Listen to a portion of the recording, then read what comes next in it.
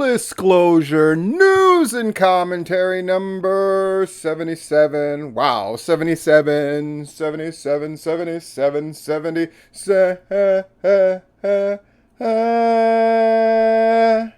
Hey, how you doing? I'm about to take a long ass drive, so this may not go up till later because I'm going to record it. And then just looking at what I have planned to talk about, I'm going to have to add pictures. I'm going to have to add a written piece and a bunch of links to stuff so you can fully get into the commentary part. The commentary is going to be about something I stumbled upon in my email when I was searching for something else that I think you'll find really interesting. I certainly had a good time looking back on it. I'm going to share that with you, and it comes replete with a bunch of links so you can see some of the things that I'm talking about. And I think it's really great. It makes me feel sort of closer to the wrestling community at Georgia. So I'm going to talk about that aspect of it as well and all the rest of it. This is number 77. Thanks to Dee and Dan and Joe Black and Derek and Brett, Diana, Larry, not that one, but the other one, Rob, Rod, Brian, and then, of course, the big three, Eric Walker, Viral Pro Wrestling, and the OG Myron. Somebody brought up something, a friend of mine brought up something that, like, you never put out the 200 subscriber video, and I'm going to need to write a note about that because I need to put that together. The audio portion is done. And that's the hard part, if I'm being honest. The video part is not that great shakes, and now I'm getting better at editing stuff together. I'm picking up more and more subscribers, I think because of the gaming stuff, which is strange and unusual. I'm still having fun experimenting and figuring out the gaming stuff. And so for those of you who have expressed an interest in that, thank you. Having a lot of fun with that. Before we talk about the news, let's freaking unbox. I'm remembering it to do it when I'm supposed to. I'm following my notes that say unbox, circle. I'm still amazed that people send me stuff. I think it's really great. This was a gift from somebody back in the day. Cobra Kai, Never Die. A whole bunch of you are discovering how great Cobra Kai is now that it's on Netflix. I've been down since pretty much the beginning. A lot of great memories of Karate Kid. Karate Kid 2 being the first movie that I went to at a drive-in, the Kailua Drive-In, for the people that I grew up with in Hawaii. Yes, the Kailua Drive-In, which was in the same town where I lived at the other end of Junk Road. And people will know if you're from Hawaii, on specifically Oahu, Junk Road was this like junkyard road that connected one part, Kalaheo High School, where my sister went, and I lived near Kalaheo High School. And then you'd go to the end of Junk Road, which was like a shortcut to get to the Poly Freeway. And there was the Kailua Drive-In. So we went to Karate Kid 2. So Karate Kid's always been a big part of my life. I even love the shitty ones. I love 3. I just watched the next Karate Kid with Hilary fucking Swank. Oscar winner Hilary Swank. Bless her. Bless her heart. Unboxing. I will try not to look at what this is. There is a note, which is awesome. Cool. If I do it like this, I won't see what it is. I will discover it along with you. 1, 2, 3. Hopefully it's nothing bad. Like I said, any of the unboxing, if you're going to prank me, it's a good time to do it because I just take them out live on the video. Yes! I was told that this was a possibility because I say this all the time with my kids. Unlimited power! Kind of a shitty printing. You can't see the Emperor really, but F that. It's lightning with unlimited power. So,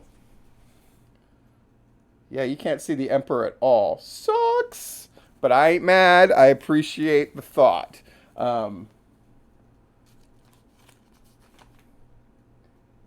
Yeah, it's sent by somebody who likes the gamer stuff. Not really a note, but okay. Yeah, I got a notice that somebody was going to send me something on my Instagram, which is a very weird way to contact me. But they joined Instagram soon after we started putting out the gaming videos.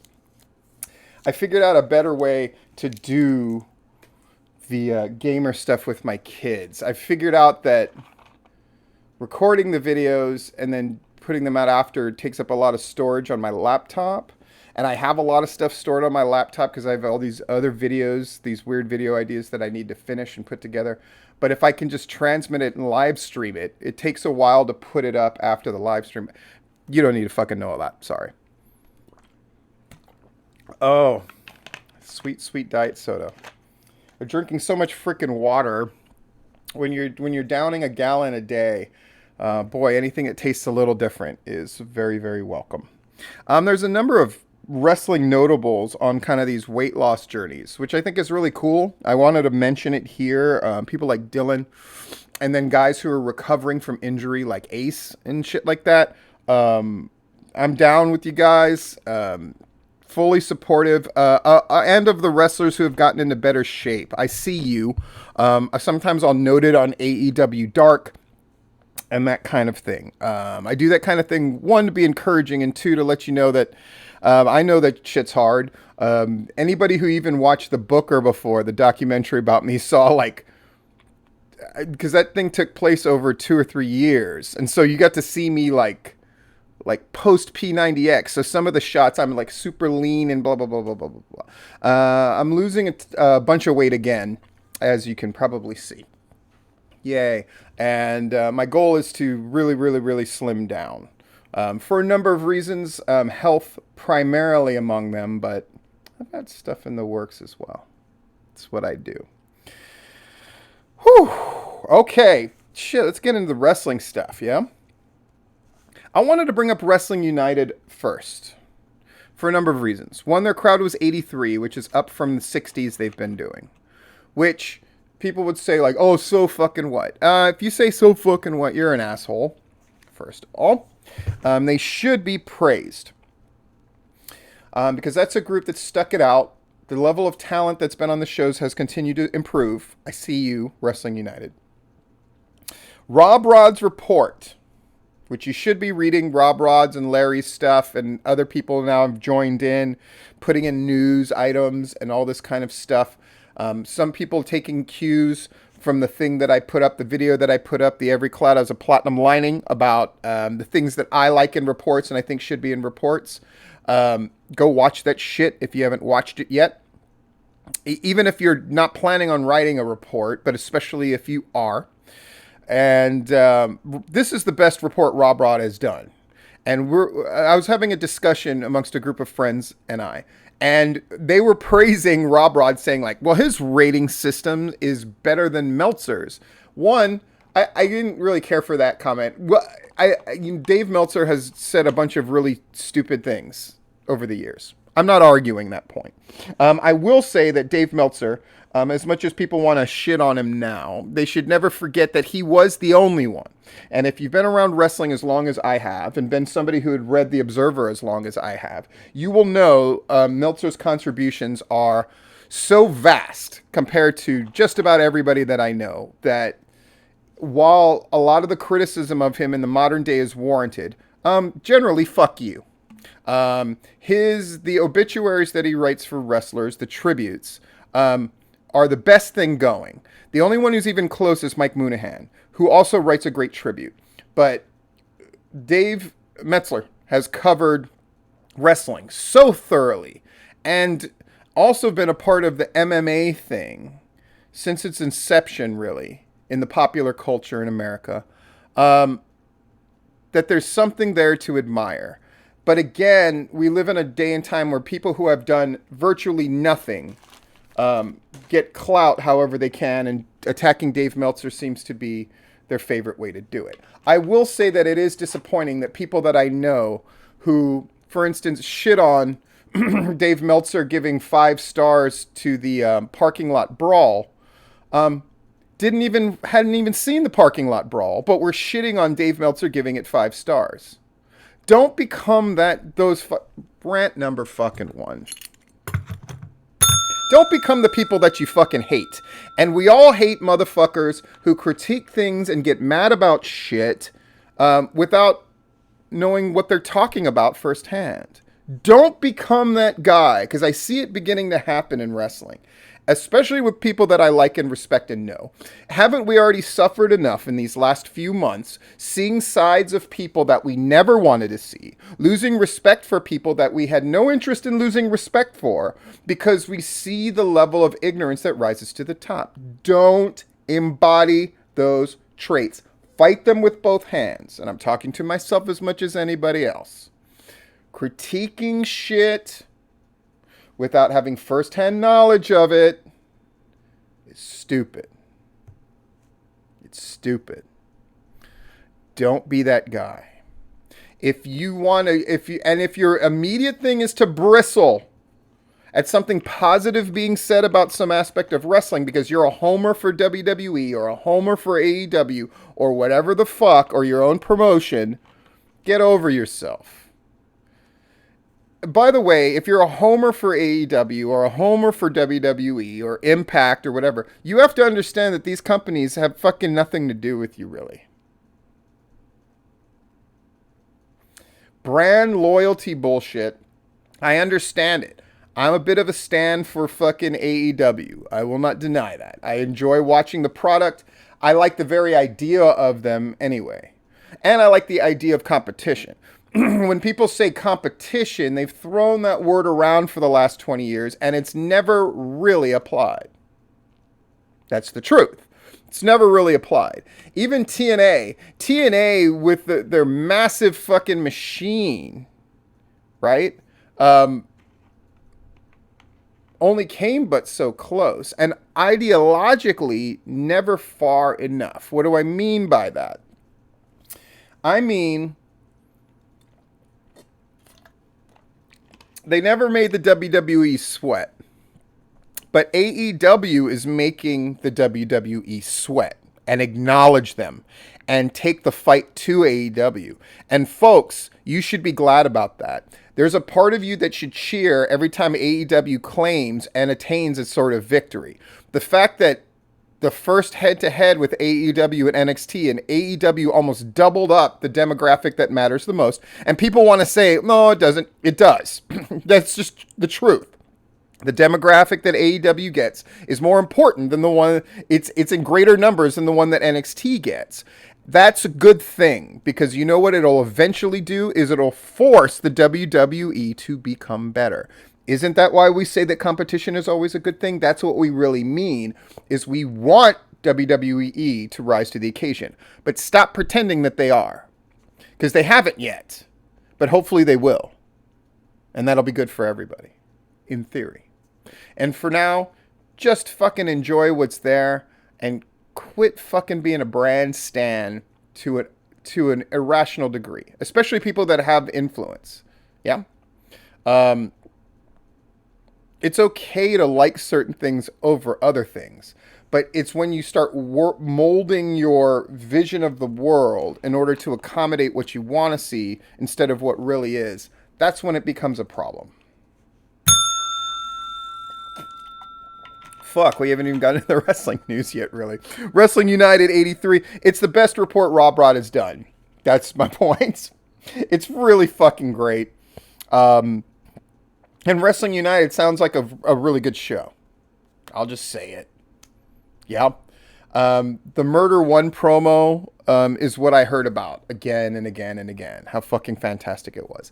That thing should be up publicly. I know it's on their page, but I haven't got an invitation to that page yet. Fuck. Just put that fucking thing up so everybody can see it. Please. Murder 1, put it up. Fucking put it up. I would urge Georgia Wrestling History to put that video up. I think good shit should go up there. Fuck, I think promo of the year should be an award. There, I said it. Southern Violence and Wrestling. So they're in a new location, which I noticed, Commerce. And they drew $260 paid. Southern Violence can't be ignored anymore. Not because Feltner says we shouldn't. Because it was already noted with me and others earlier. They're the ones who have run consistently. They're the ones who have run with some semblance of acknowledging COVID. And they're the ones who continue to draw in excess of 250 almost every time out the box. Is it deniable now? It is not. And here's another thing about Southern Violence. I think the petty rivalry shit is they finally understand that it's all beneath them.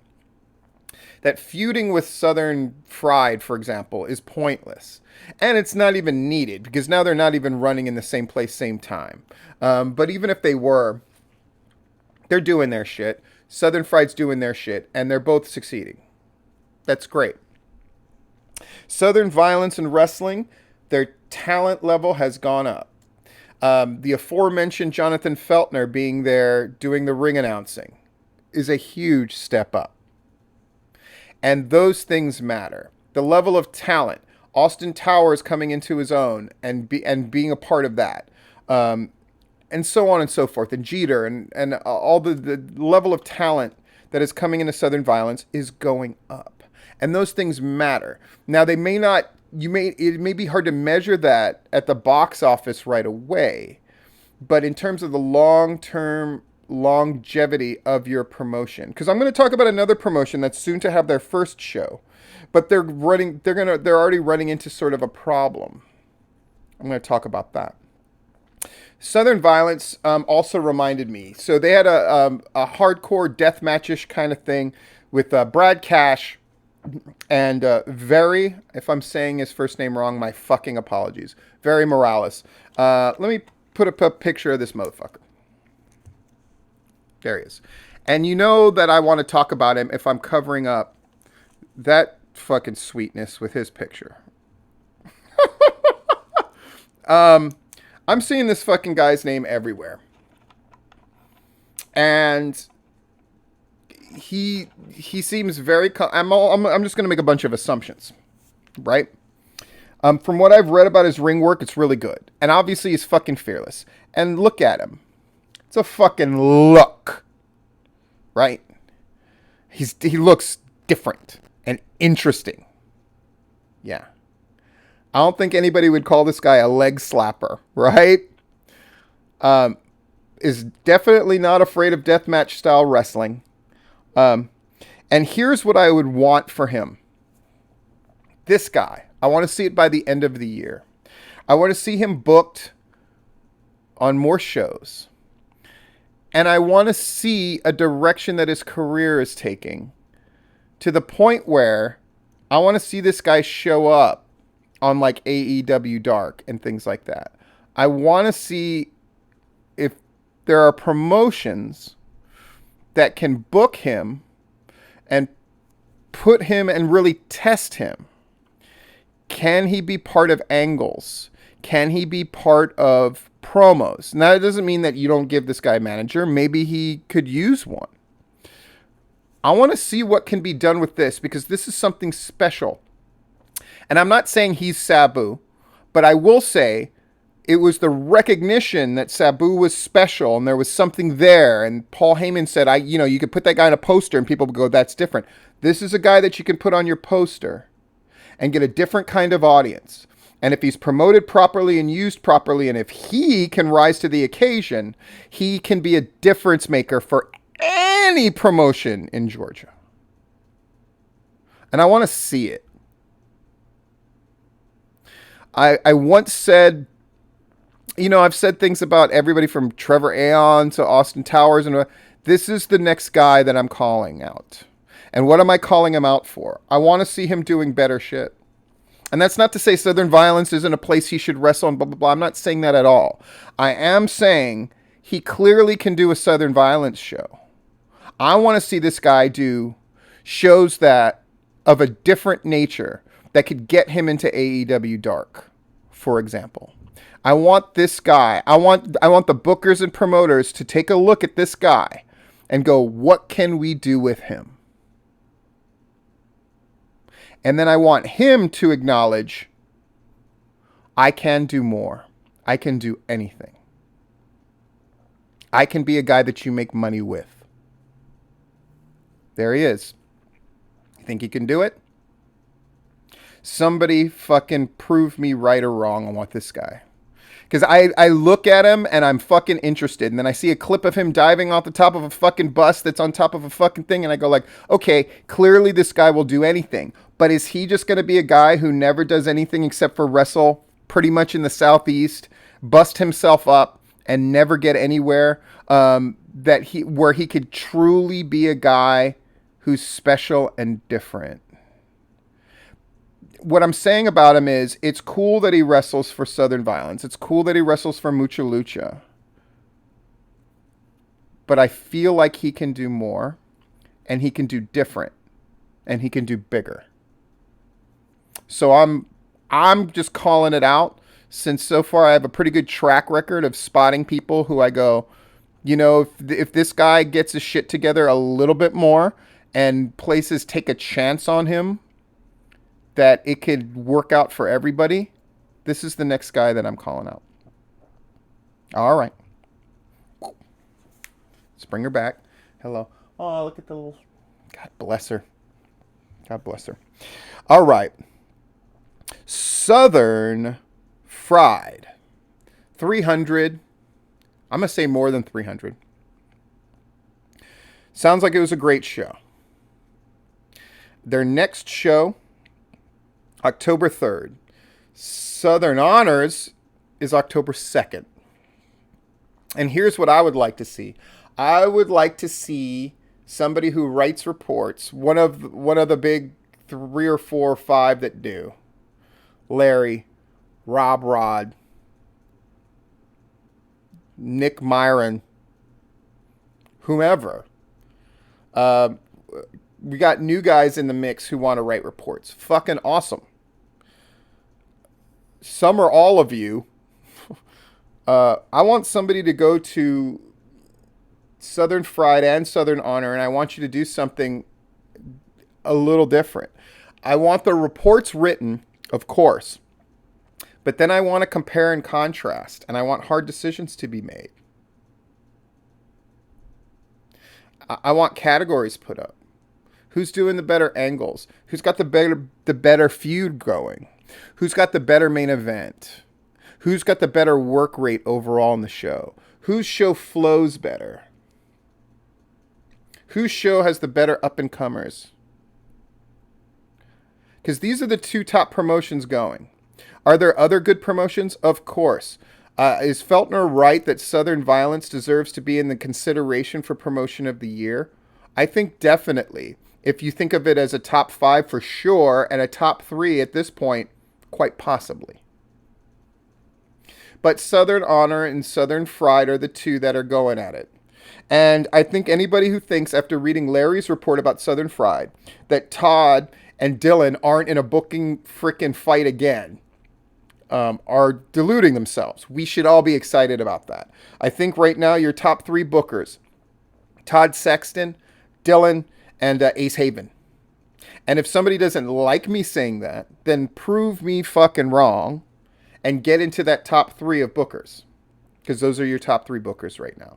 I watched the Pro South show, except for the main event. When they pulled the thing about, Ace asked me to give my thoughts on it. I didn't do it right away. I'm going to just do it right here publicly because that's what I fucking do.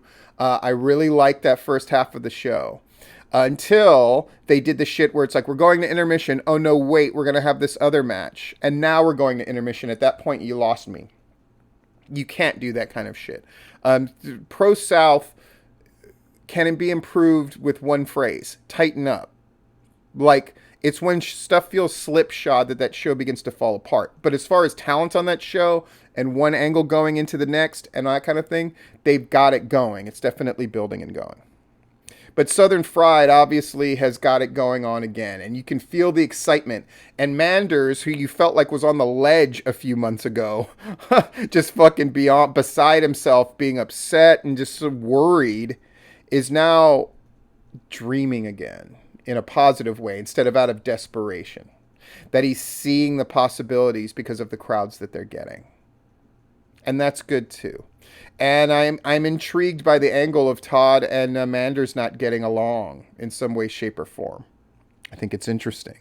And I want to see a fucking comparison October 2nd and 3rd. I want somebody to go to both of those shows and give me an honest fucking assessment. Not a Homer assessment where you're desperately wanting one of them to beat the other.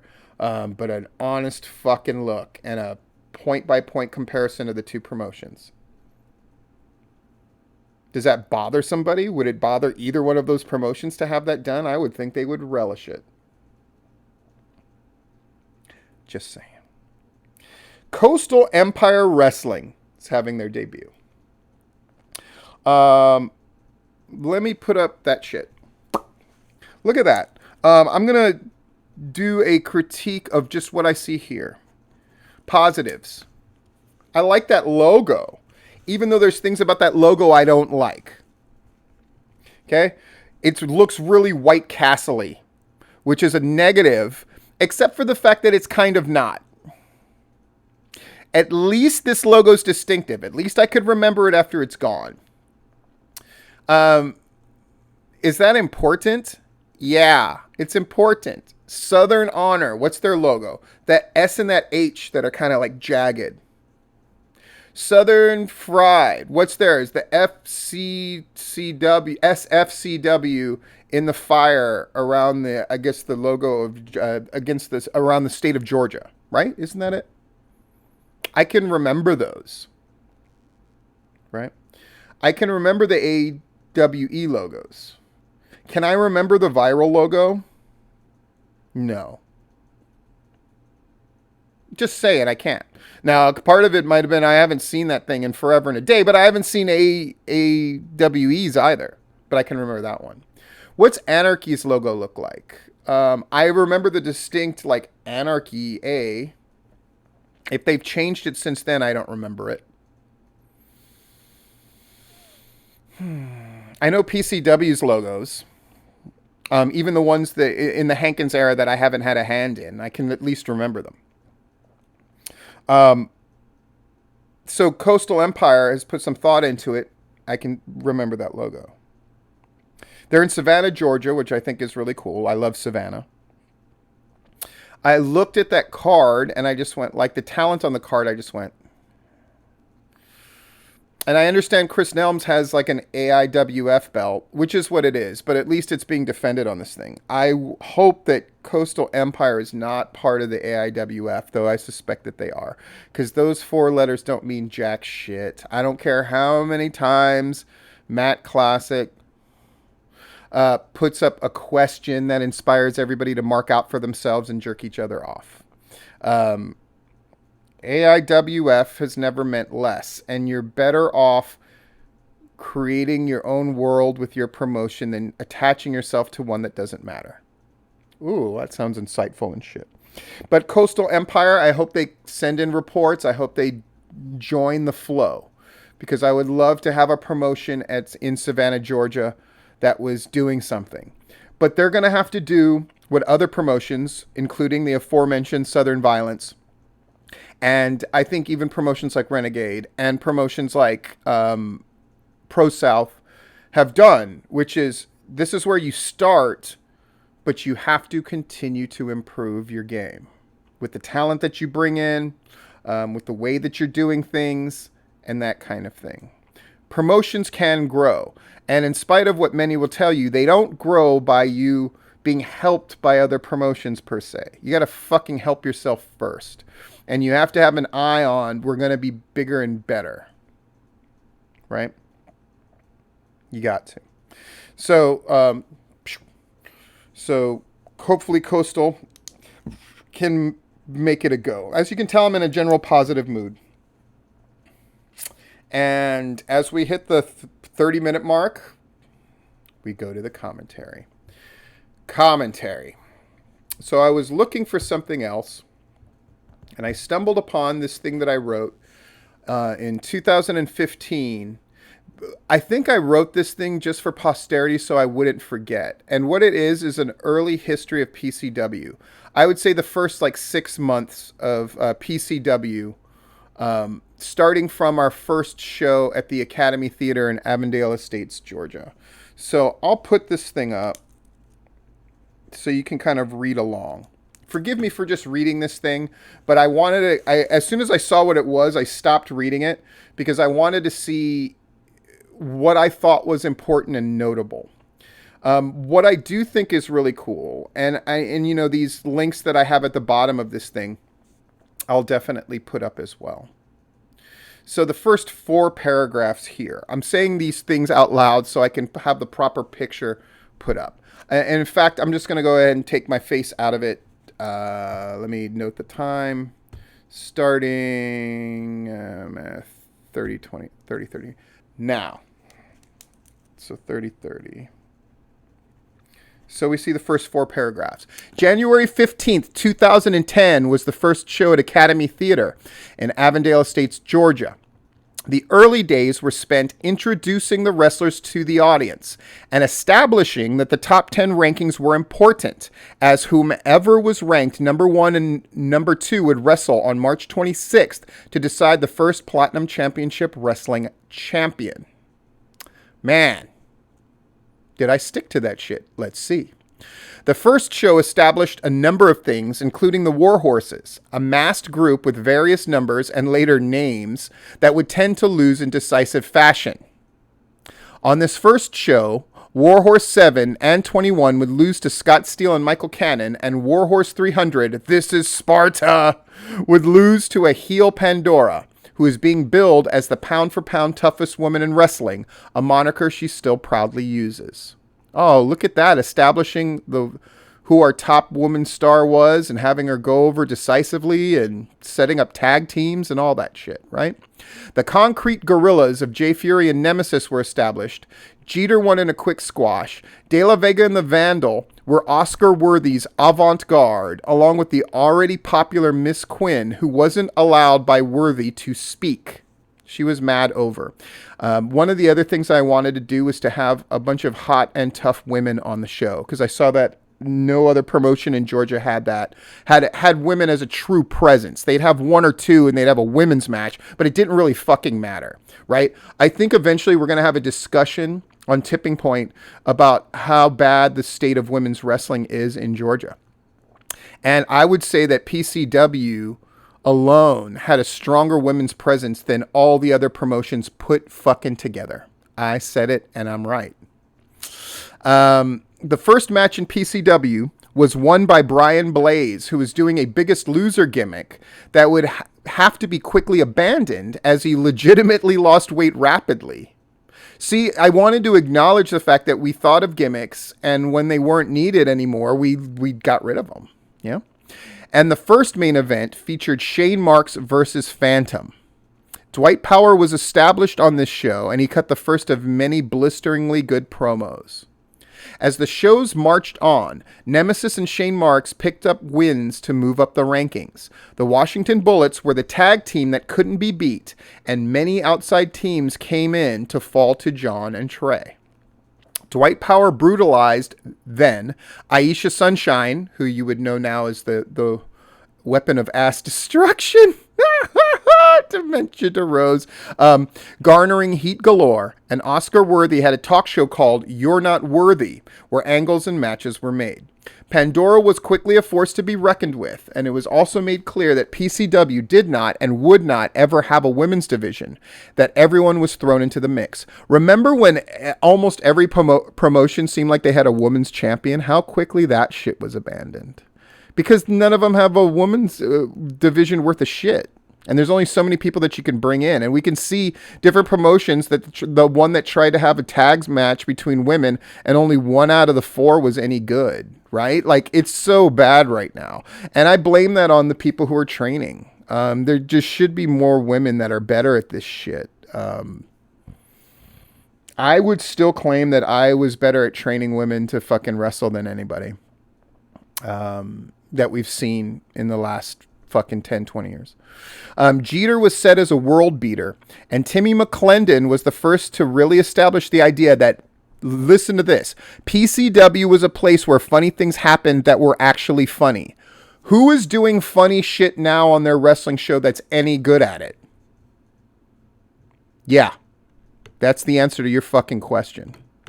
Moving on to the next 1, 2, 3 paragraphs.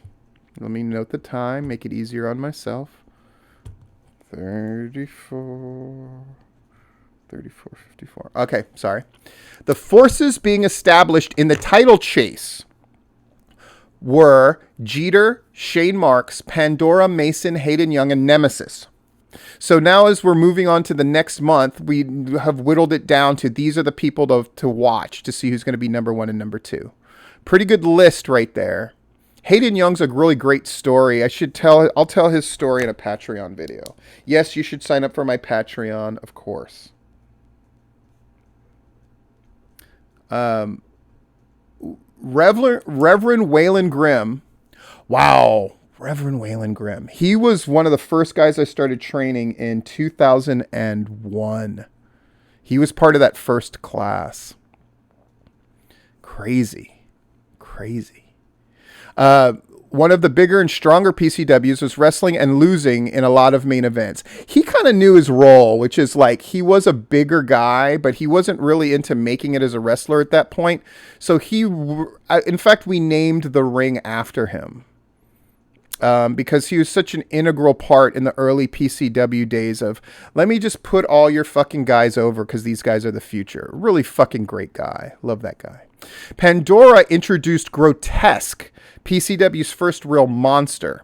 Conscience started appearing. Conscience was an odd figure. She never wrestled an official match and instead showed up whenever heels outnumbered faces on a beatdown. PCW has always avoided authority figures and things like general managers and the like. I wanted to establish, see, this is a part of league identity. I wanted to establish that there were forces that would help regulate things in strange and interesting ways, and Conscience was one of the first things to do this. She was a gorgeous woman, she really was, dressed as a video game character that would use a steel chair in a variety of ways to mete out justice. Dwight Power maimed Timmy McClendon in horrific fashion, parentheses, pulling a board out from the ring and curb stomping McClendon's teeth on the end of the board, causing him to bleed all over the place. And the first real heat feud was born. Dwight Power versus Nausea, when Nausea broke from the pack and attacked Dwight Power. Mason the Demigod had his witnesses established, and they would occasionally wrestle to set up things for Mason. The story was the controversy over Mason's Occam's razor hold and whether it was a nerve hold or a blatant choke. Notice, a number of like old school wrestling elements. This move, is it illegal? Really establishing a heat feud once the characters were established. I didn't do it from show 1. Yeah. And setting up this idea of rankings as really mattering. Right? Whoever was ranked number 1 and number 2 on March 26th, we're going to wrestle for the title. Makes sense, right? Instead of establishing on one of your first shows, we have to have a champion right away with a battle royal. Who fucking cares? Instead, we made the fucking matches individually matter. All right. Going to the next series of paragraphs, 3820. Next 4 paragraphs. The first non-numbered Warhorses appeared as the 4 Warhorsemen took on Oscar Worthy's crew. Notably as Warhorse Tully, Xavier Woods worked under a mask. Also notable at that time is that Rampage did shows on Friday night. So wrestlers often drove like a bat out of hell to make both shows. Yeah, Rampage, keep in mind, they were in the like Warner Robins area, which was like an hour away. More than an hour away, really, from where we were. So guys would ask to go on early there and then just drive like fuck to get to PCW to work for free. That's the kind of crew that I had. It was not a mercenary crew by any stretch of the imagination. It was I want to be part of this cool little show in front of 40 fucking people because they're doing the coolest, funniest, most interesting stuff, and we were the tightest locker room going. Yeah? All the shit that I've told you before, it comes from experience as far as mercenary shows versus fucking devoted shows.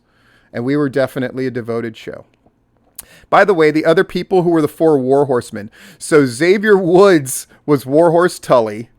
Matt Myers, who was Oscar worthy, was Warhorse Flair. Jay Fury was Warhorse Arn, and then I was Warhorse Oli. And all I would do is scream out armbar, and I would get the hot tag, and I would just put everybody in an armbar as they came in the ring. Fucking, we had a good time. PCW did occasional shows. I wanted to do this because people were saying, yeah, but you never ran into trouble with like when to do your shows and how. Are you fucking kidding? Read this part. PCW did occasional shows starting at 10:30 and midnight at times to accommodate the Academy Theater show schedule. The midnight shows were the stuff of legend, as the Ice Storm show, where Atlanta was frozen over, became a source of pride as the fans and wrestlers that braved the dangerous conditions were part of a great show. That was also the establishment. We had so few wrestlers who were able to show up for one of the shows during the Ice Storm that we did a tournament. That was the idea. It started off as the Naja's idea. I want to give credit where it's due, where he's like, well, we could do a tournament. And then we thought of like, how can we do a tournament with only 6 wrestlers? So we did it. Where you would have 3 first round matches, and then the people that lost the first round matches would go in a 3-way scramble to be the wild card to get back in, and then you would have 2 semifinal matches and then a final. We called it the Platinum Classic. And I had a plaque, and if you won the Platinum Classic, you got your name on the plaque. All improvised, right? PCW ventured into other places, doing shows as part of other towns' fairs. Yep, we did fucking a ton of shows everywhere. I can't even remember them all, honestly. The occasional shows at the old iDrum location, which are usually booked as bigger shows in the same way that Masquerade shows would be later on. In the early days, it was thought that Hayden Young and Shane Marks would be the number 1 and number 2 by March 26th, but Hayden Young stopped wrestling for a time. I'll talk about that in the Patreon. And Consequences Creed, aka Xavier Woods, took his place on the iDrum shows. Pandora stayed on a hot streak, tapping out wrestlers both male and female alike. The Washington Bullets feuded notably with the Cowboy Way, and Mason won via countout on the previously unbeaten Jeter, opening up the possibility that someone else could be ranked in the top position. Najacism was banned from PCW, and appearing was Warhorse number 9, who had music that was a cross between Warhorse's familiar theme and Naja's music. By the way, every notable person in PCW had original music. A friend of mine, Dolph, worked with me to make everybody's have a different theme. Pretty fucking awesome, right? And then you could do shit like that, where Naja could take his theme music, because he is a musician as well, and they mixed it with the Warhorse music and made his fucking Warhorse 9 music. It was awesome. Warhorse 9 seemed hell-bent on getting his hands on Dwight Power, to the delight of the crowd. Kurt Kilgore ranted and stirred the pot whenever he appeared. As PCW entered March, the field of people who would be likely challengers for the PCW title were whittled down. And at an iDrum show right before the March 26th show to decide the first champion, all of the top-ranked wrestlers faced off with Shane Marks and Nemesis, the clear-cut number 1 and number 2. Nemesis versus Shane Marks for the PCW Championship was the best match to date for PCW. They really did great. With Shane Marks emerging victorious. Thunder and Lightning and Simon Sermon started appearing for PCW. The former, Thunder and Lightning, feuding with the ever-improving Washington Bullets, and later establishing himself for a babyface for the first time in his career and setting the stage for the amazing Simon Sermon-Dwight Power feud that was to dominate the second half of the year. You see, the Washington Bullets were the tag team that I wanted to be great. And so I brought in tag teams from the outside that knew what they were doing to help teach them and put them over at the same time. That's how you take care of people. You don't just throw them to the wolves. You have a careful mind on establishing them. And allow... See, we did so many shows that we had room for guys to make mistakes, and it wasn't killer. Right? Mistakes happened. These were all... Keep in mind, almost my whole crew were super green. And this was... But... Notice how that when we talk about these shows, it doesn't read that way, does it? That's what fucking booking is. That's what running a regular show will do for you. Moving on to the next series of paragraphs. Sorry, I got to note the time. Wow. Okay, the next 3 paragraphs. Austin Creed started doing PCW shows regularly, and Campus Strikeforce was introduced to provide many a win. So, see, we had the Warhorses that would do job matches almost every show, but I wanted more. So then we had Campus Strikeforce, since I got a hold of the Power Ranger knockoff uniforms that we used for a stage show that I came up with, produced, and directed called Campus Strikeforce at Dad's Garage. So Campus Strikeforce was introduced to provide many a win for other wrestlers and many more hilarious moments on the show. Conscience began an extended feud with Kurt Kilgore, who became obsessed with unmasking and embarrassing the mysterious woman in black. Austin Creed and Mason were early challengers to new champion Shane Marks. Part of having a champion is establishing strong contenders to make sure their reign is a successful one. Shane Marks' early challengers were Mason, who looked the part and was booked as this sort of mega powerful heel, and Austin Creed. Not too shitty, right? The Concrete Gorillas mowed over anyone in their path, and the Warhorses and Campus Strikeforce started the most unlikely of feuds as well. Yes, it's like everybody loved the Warhorses and Campus Strikeforce, and they never won, so we established a thing where they went to war with each other, because it was fucking fun. The Phantom, later Casey Kincaid, and Nauseacism started a best-of-7 series that elevated the in-ring work of PCW. And the Washington Bullets has their first true test as they got into the series with the Concrete Gorillas. Oscar Worthy lost the first high-stake gimmicks match at PCW. I waited until April to have a fucking gimmick match, a high-stakes gimmick match. And keep in mind that we probably did at least 30 shows at that point. Huh? Yeah. Did you understand that? Yes, I waited 20 to 30 shows before I had my first high-stakes gimmick match. Oscar Worthy lost the first high-stakes gimmick match at PCW when Timmy McClendon beat him and Oscar's head was shaved. Platty the Platinum Platypus, who was the mascot for PCW, was used in every iDrum show as a way of somebody to sneak attack somebody else. We established tropes, of course we did. And PCW was beginning to do the first in a series of oddest promotional things ever, including a stint with Sam Flax, where PCW people would get out of a van, attack each other to gather a crowd, then pass out flyers. I was doing anything and anything for publicity. Let me say that again.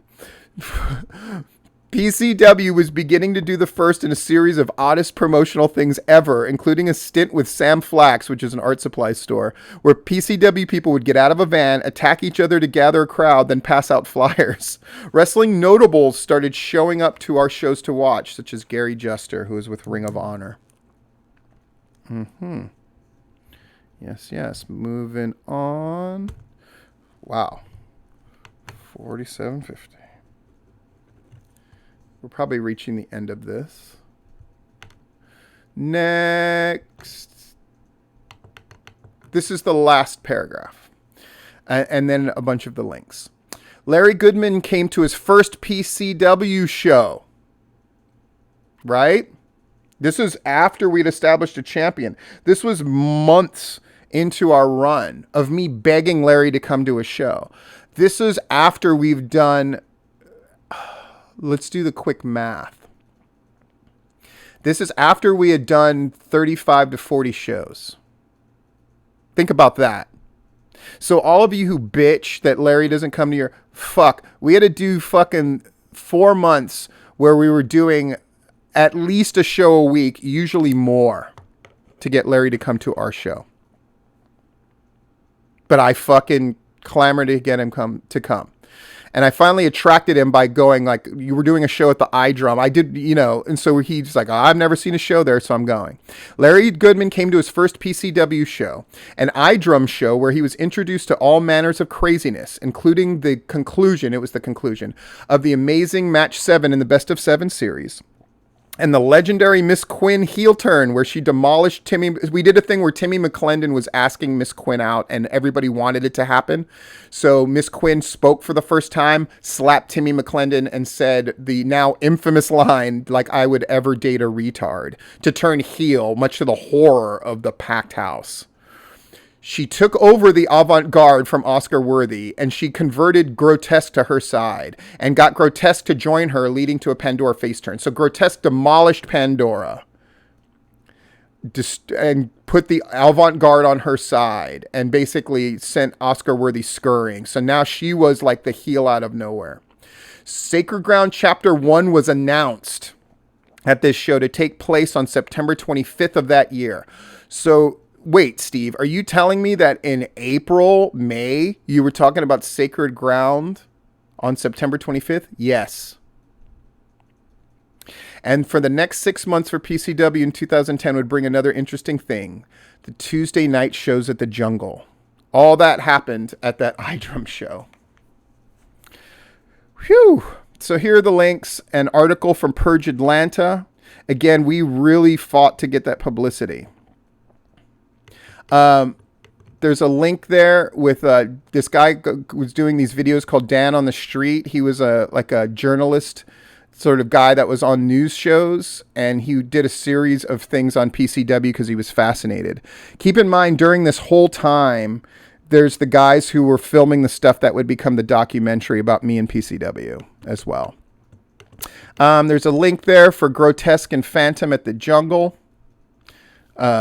which was a phenomenal match. Creative Loafing link, where PCW got the cover of Creative Loafing in our first year once we started doing the Jungle shows. There's a link to an actual radio interview to promote Sacred Ground Chapter 1, which was supposed to be the first PCW show that I would not be at because I had to do this interview, but I still managed to get there by the end of the show. I never missed a fucking show. A YouTube link for Sacred Ground Chapter 1 highlights, so you can see how we pulled off our first big show. I don't even know what this is. PCW at the Big Bang Ball. Oh, God. Yeah, the Big Bang Ball. That was that outdoor crazy venue where they do all the artsy stuff, and PCW was part of their celebration. Pandora versus Aesha in a first blood match from the Masquerade to see when women's wrestling was good and how it was booked properly. The four-way dance at the Masquerade promo. Keep in mind, Jay Fury did these things, and tell me that that video isn't fucking awesome. A Larry Goodman review that made it to figure4online.com, which is Dave Meltzer and Brian Alvarez's thing. Yeah. Our show reports would get all the way there because they would be fucking cool as shit. The Larry Goodman review of the Academy Theater show featuring Kyle Matthews versus Davey Richards, which helped set up 11-11-11, by the way, the infamous Empire Takes Over PCW thing. The video of Thunderbolt Patterson being honored at Sacred Ground Chapter 2. We would honor somebody every year. I don't do Hall of Fame bullshit, but I would honor somebody, and I love Thunderbolt Patterson, so we honored him at Sacred Ground Chapter 2. That video done by a guy named Al Danzo, who was responsible for all the early PCW video stuff going back to the Sam Stone days. Al Danzo, a great fucking guy and a great DJ, by the way. The 11-11-11 review by Larry Goodman. Yep. And El Phantasmas, who's a guy notable for his pop culture stuff in the Atlanta area, but he did a review of the 11-11-11 show as well. I wanted you to see the contrast from a guy who is outside of the wrestling business as well as Larry Goodman. An example of the funny stuff that we did that was awesome, the Surrealists mocking the Empire. Because the Empire had taken over PCW, but we wanted to establish that PCW is still going to fight internally.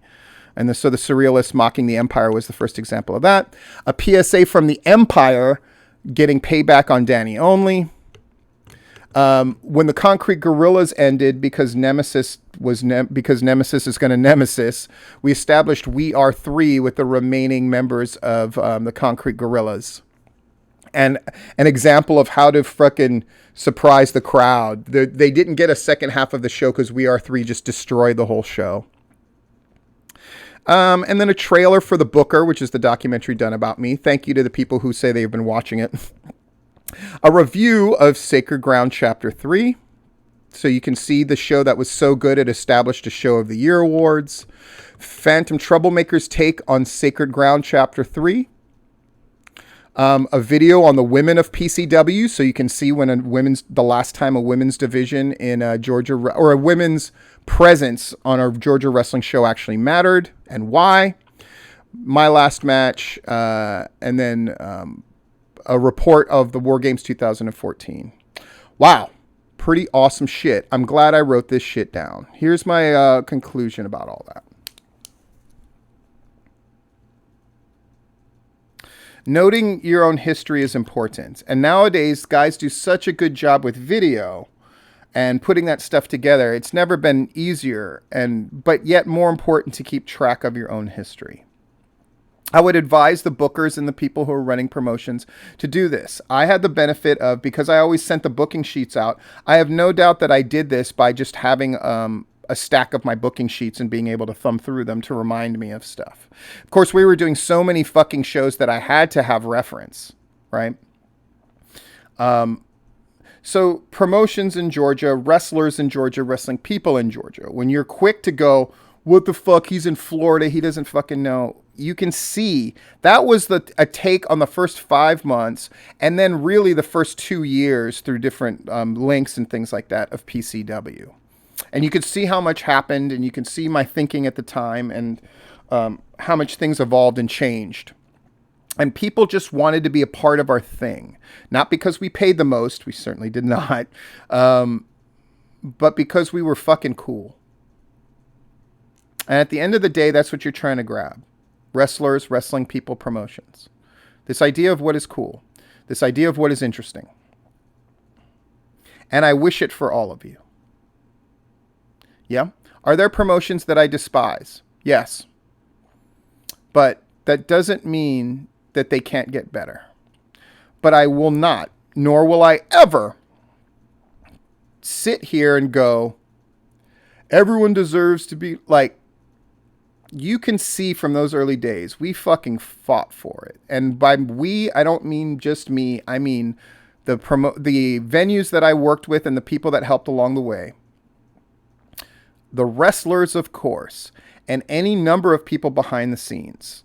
But it started with having a vision and a discernible idea of what we were trying to do. And it wasn't just one thing. You know? And keep in mind, you might say nowadays, well, yeah, but the competition I have now is stiffer than you had. Bullshit. Because there was fucking Rampage, there was Anarchy, and then a ton of other promotions.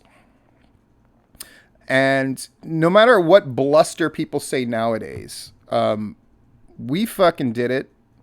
And I'm proud of what we did. And what I want for promotions in Georgia and Florida and everywhere else for that matter, but I mostly focus on Georgia. What I want there is for them to do the same. And to understand how good that you've got it. You've got resources, stuff like Georgia Wrestling History. You've got people coming to shows and writing fucking great reports, who they themselves continue to improve.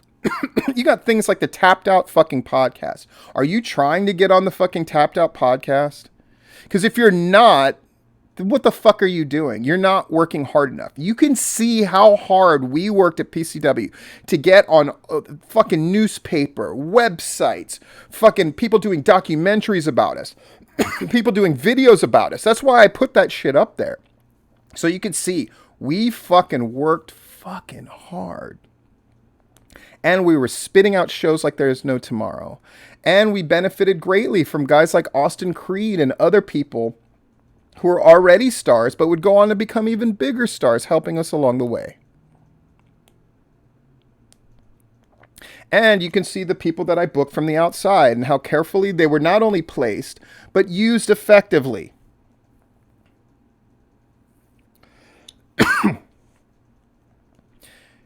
I hope you will take this commentary section as inspiration. And don't get insulted when I say the following before I sign off. This notion that the promotions that are running here in Georgia are doing unbelievably great work. I hope you can see, after seeing just the genesis of PCW and us beginning to run shows, that I'm working fucking harder, that I worked harder than any of you did. I'm talking to the fucking promoters and bookers. Keep in mind, I was doing both jobs by myself. Are there better promoters in Georgia now than I was? Yes. Are there better bookers now than I was in PCW? Maybe. Doubtful. But my crew of wrestlers that I trained, for the most part, by the way, or sort of booked prominently once they got to PCW, people got to PCW and they bought in and fucking joined in and helped right away. I'm talking about guys like Simon Sermon, for example, or those early tag teams. Because I was able to tell them clearly what I wanted. The goal with the Washington Bullets is we want these guys to be fucking great.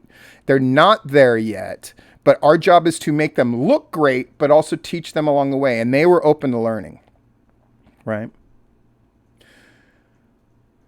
Were their crews as great as ours? Yeah, I would put Wild Sides definitely there. No doubt about it. And people went there and learned. There were guys there to fucking teach you. I'm not saying that there weren't other promotions. I will just say we fucking busted our ass. But more than that, we had the pepper and the magic.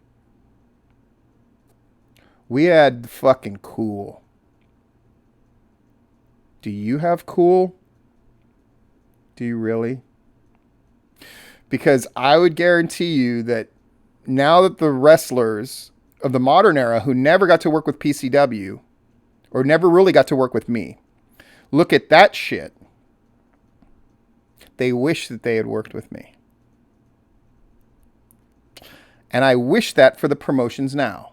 Do the wrestlers work for you just because you're the best of what currently exists, or because you're the best, period? It's because you're the best of what currently exists. But what I wish for you to be is the best, period. But I would be lying if I said that I saw any promotion that was that right now. I don't. But that doesn't mean you can't get there. Keep on trying, and I'll keep on reporting on it and rooting for you. This has been Full Disclosure.